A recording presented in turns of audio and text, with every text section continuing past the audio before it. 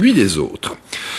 Les techs se mettent au vélo. En effet, le premier vélo pliable des transports en commun a été testé aujourd'hui à Namur par le ministre des Transports, André Antoine. Il a inauguré ainsi une expérience pilote qui mettra gratuitement à disposition 60 vélos pliables aux 60 premiers abonnés. Une manière de mettre en chantier les abonnements peut-être futurs, combinés vélo et bus, voire vélo, bus et train.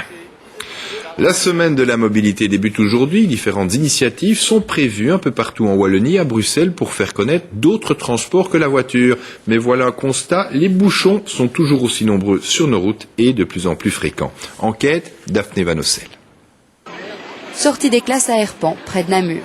Ici, les élèves ont deux possibilités pour rentrer chez eux, s'engouffrer dans une voiture ou se ruer sur le bus.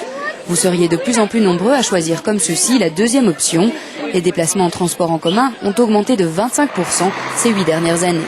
Une hausse significative, mais qui ne va pas de pair avec un recul de l'automobile.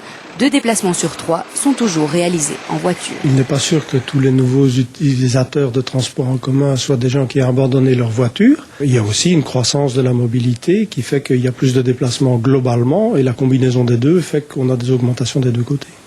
On est donc loin d'un changement de mentalité, la voiture reste la reine des routes. Il faut dire que souvent, il n'y a pas de réelles alternatives. Illustration avec ce père de famille. À Fernelmont, je crois qu'il y a un bus le matin, un bus à midi et un bus en fin d'après-midi. Et vu que l'école n'est pas en ville, eh bien, il faut prendre 2 bus, voire 3 bus pour rentrer à Fernelmont.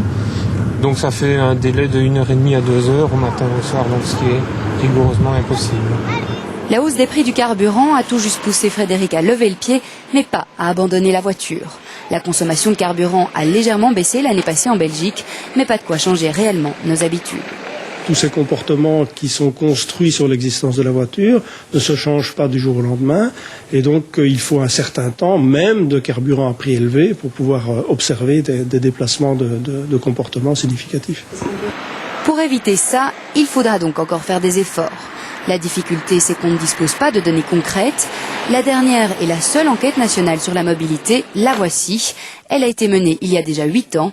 La suivante vient seulement d'être lancée.